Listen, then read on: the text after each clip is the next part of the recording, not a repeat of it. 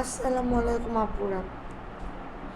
আসলে কালকের এই ব্যাপারটা নিয়ে ভিডিও বানানোর কোনো ইচ্ছা আমার ছিল না, কিন্তু আসলে আমিও একটা বাচ্চার মা, আমার একটা বাচ্চা আছে, তার 3 বছর বয়স।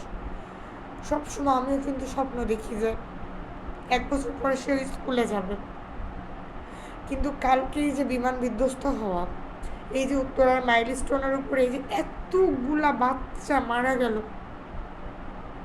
এরপরে আমরা বাচ্চার মারা বাচ্চাদেরকে স্কুলে দিয়ে কতটুকু শান্তিতে থাকবো বলেন, কতটুকু নিরাপদে থাকবো? মানে কিয়ামত যে কত কাছে সেটা আসলে ঘরে বসে থেকে আমরা বুঝতে পারতেছি। আমি ফেসবুকে দেখতে পারছি না, আমার একটা ছোট বাচ্চা আছে, বাচ্চাগুলো মারা গেল, এদের মারা জানি না যে কী করে ঘুমাচ্ছে।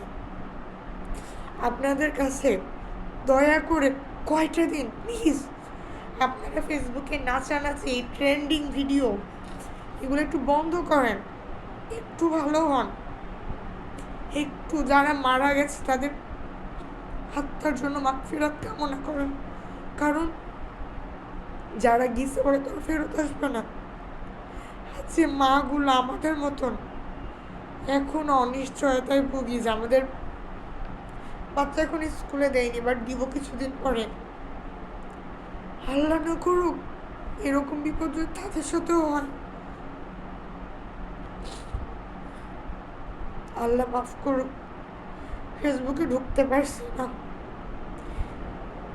আর যে মানুষগুলো শুধু আমি দেখলাম যে একটা ছোট একটা বাচ্চা হেঁটে হেঁটে চলে যাচ্ছে, সে পুরো পুড়ে গেছে, মানুষ তার ভিডিও করে, তার ভিডিওই করছে। ওই সময়টা যদি ভিডিও করা বন্ধ করে ওই বাচ্চাটার পিছনে কেউ সময় দিত, হয়তো ওই বাচ্চাটাও বেঁচে যেত। আমরা কোথাও বিপদ দেখলে কী করি, আগে ভিডিও করব, সেটা ফেসবুকে ছাড়বো, ভাইরাল হবো, ইনকাম করব, কিন্তু না, আপনারা প্লিজ কারো বিপদ দেখলে ভিডিও করা বন্ধ করে মানুষকে বাঁচানোর চেষ্টা করবেন। আপনারা চেষ্টা করেন যাতে মানুষ বাঁচে, মানুষের জীবন আগে। এই যে ভিডিও করে আপনারা এই যে ভিউ কামাচ্ছেন এগুলো দিয়ে, ওই যে মার কোল খালি হয়েছে ওই মা কি পাবে? আপনারাই বলেন, তার বাচ্চা পাবে? পাবে না।